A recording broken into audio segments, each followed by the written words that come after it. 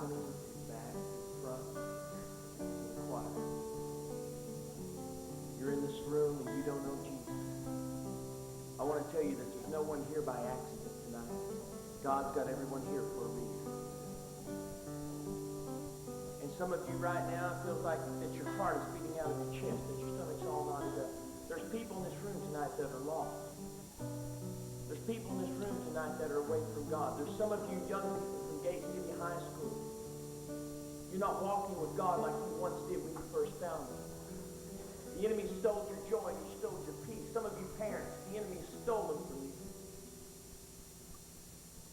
And if you're in this place and you're lost tonight, the enemy already has the victory in your life unless you give it to Jesus. So you're in this room tonight and you know that you're away from God. You're not serving God like you should. You know that you're lost. I'm not only speaking to young people, but I'm speaking to parents in this place tonight.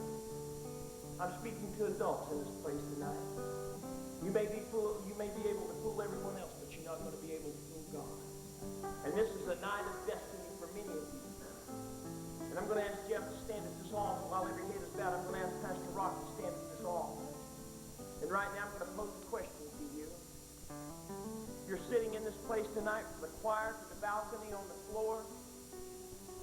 And I'm going to ask you this question. If you don't have the same fire, the same zeal, the same love that you have for God when you first found Him, then somebody's moved. And I promise you it's not God. He's always been there. You've moved. And if you've moved, you've got a decision to make tonight. Because that excitement, that love, that joy is supposed to increase every day. And I'm going to ask you this question. If Jesus came back tonight, or if you lost your life tonight, God forbid, in some accident, what would happen to you? This could be a question of reality. What would happen to you? And if you're not sure, you don't know, then sir, ma'am, young person, you have a decision to make.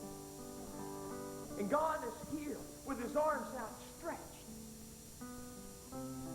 to meet that need in your life, to give you brand new life, to bring you back in right relationship with Him.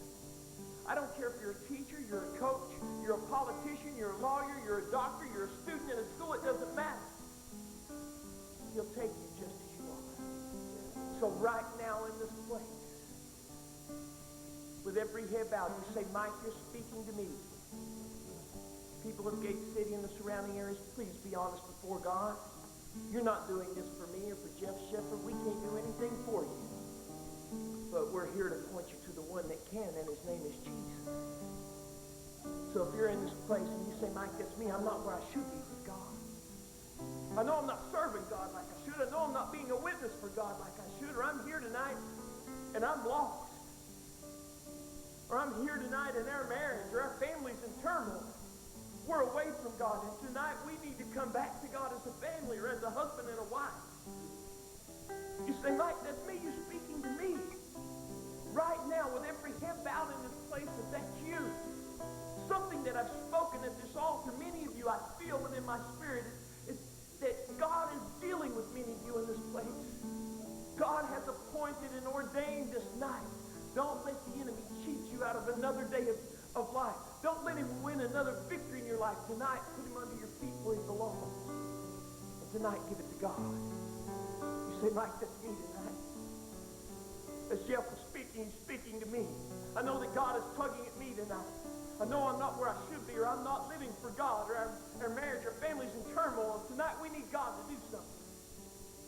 Right now, with no one looking around, you say, Mike, that's me, from the balcony to the floor, to the choir. Be honest before God. You say, Mike, that's me. I want you to lift a hand right now. Don't hesitate. Don't let the enemy cheat you out. Here's one hand. Is there another? Here's another hand. Is there another? Say, Mike, that's me. Mom, dad, husband, wife.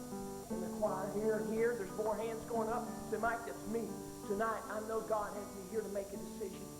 I see those hands in the back, in the balcony. There's more hands going up. Say, Mike, that's me tonight.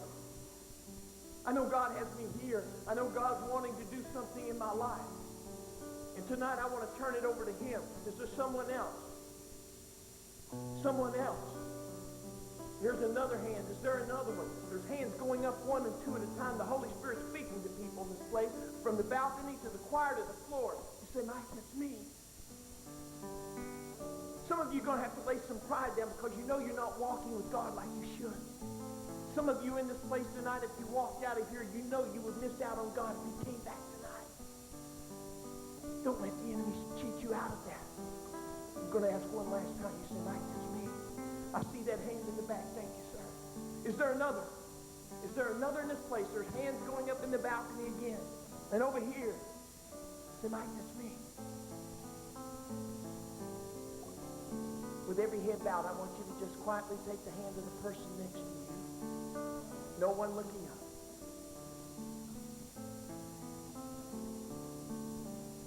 And if you didn't raise your hand, but you know that you needed to be at this altar and God is dealing with you, I want you to squeeze the hand of the person next to you. Squeeze the hand of that person. Us guys at